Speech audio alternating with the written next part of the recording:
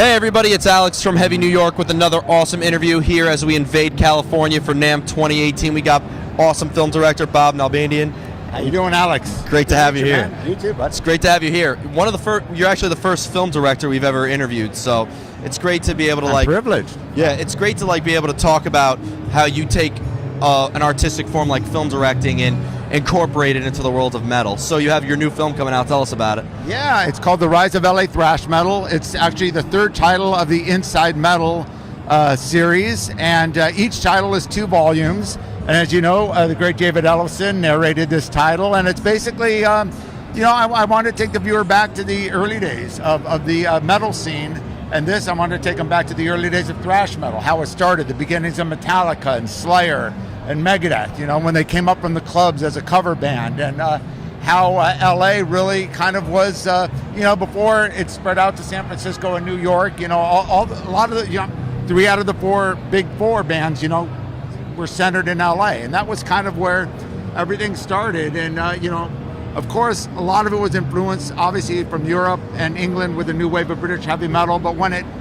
first became known as speed metal and then thrash metal, that was kind of, Metallica, Megadeth. It's meant to rebel against the Poisons and the Motley Crues and Cinderella and stuff like that. Yeah, well, exactly. Poison and Cinderella wasn't around then, but Motley Crue had just started, and Rat were playing the clubs. And and all these bands played together, the thrash bands and the, glam or hair metal bands or whatever you want to say, they all shared the same bills in the early days. Sure. Yeah.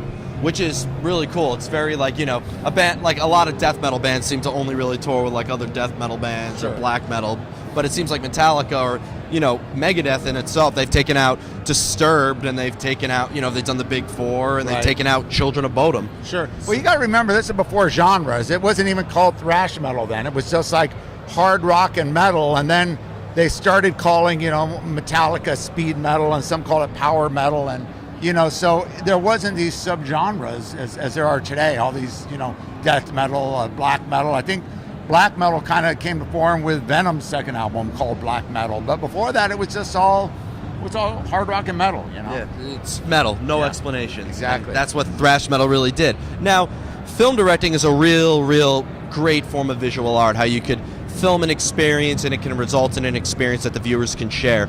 But because you're filming stuff that relates into music, are you kind of putting yourself in the mind frame of a musician as much as you are as a director as well? Yeah, absolutely. As a musician and a fan, I grew up during that era. I was fortunate. I'm 53 years old. I grew up in Huntington Beach, Orange County, which is just south of LA, and actually, in Orange County is where a lot of these bands, the thrash bands, started, the Orange County clubs, because LA, as you said, was all like the hair metal, and it was very hard for these bands to get into Hollywood. So the first shows at Metallica, Slayer, and even Dark Angel and Hyrax and bands like that, they were all playing the Woodstock, Radio City, in both of those clubs in Anaheim, and a club called the Concert Factory in Costa Mesa, which was the old Cuckoo's Nest, which was the old punk rock mecca. So those clubs were catered a lot more to the heavier bands. So I got to see all these bands in the clubs, their very first shows, when they were playing covers, and even when Megadeth first formed, they went up to the Bay Area, and then I think their first LA shows were at the Waters Club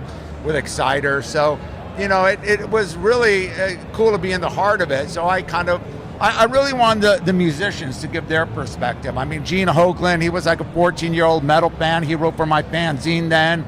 He was just an uber metal fan, and all these guys, and of course, so was Lars. All these musicians were just metal fans of the new wave of British heavy metal, and nobody looked to be a rock star, so it was just so pure and innocent, and all these guys just wanted to do was just to play and be like Motorhead, It wasn't like they thought that this genre was going to be this huge thing. They just wanted to have fun, raise some hell, and, play some good heavy music. Absolutely. Now, as somebody who has experienced so much from the early days of thrash, metal has changed so much over the years with 27 different subgenres out there, and so many bands taking inspiration from these guys. Right. So what is your take on the world of heavy metal nowadays? Well, it's healthy. It's you could say it's bigger now more than ever with all the subgenres and all the different outlets. Of course, there's a positive and negative to all that. There's so many outlets for bands now, which is great that any band could get to stuff on their own. They don't need to back in the day, you had to find a record label. You had to, play the clubs a million times, try to get signed. Even if it was an independent like Metal Blade or some of these labels, it wasn't just as easy access. So it's a lot easier for bands to get that access, but at the same time, the market's just flooded with so much crap out there where anyone could do it. Oversaturation, right? Way oversaturation. So, like I said, it's, if you're smart and you could kind of filter out the shit and just, look for the good stuff, it's workable, but it's a whole different game than it was back in the early 80s for sure. Excellent. So before we go, I want to truly thank you so much for your time. Hey, thank you, man. I appreciate it. To have you. So Inside Metal, the Rise of LA Thrash metal's out now. What else could we be expecting?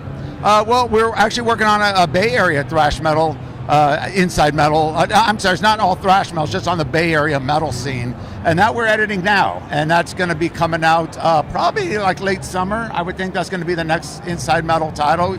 This is the third of the Inside LA Metal titles. The first was Pioneers of LA Hard Rock and Metal. Second was LA Metal Scene Explodes. And of course, this third title is the Rise of LA Thrash Metal. So we milked the LA scene. It's like, well, what do we do? Let's do San Francisco. Have you ever thought about maybe obviously Seattle's the capital of grunge, New York is the capital of hardcore, Tampa's the capital of death metal. Right. So have you ever thought about tackling those scenes at all? Maybe, we'll see. I mean, I wanted to this was kind of my era that I grew up in, and so I like to get people involved from that era to do it like in the Bay Area one. I got a good friend of mine, John Stranansky, who was the old publisher, editor of Metal Rendezvous magazine. So he's helping me out because he grew up in that Bay Area scene and was a big part of that, along with Ron Quintana and a lot of other guys. So I like to, get the really authentic point of view. Even though I followed that scene, I lived in LA. So, we get both angles. And we get a lot of the LA bands talking about their first time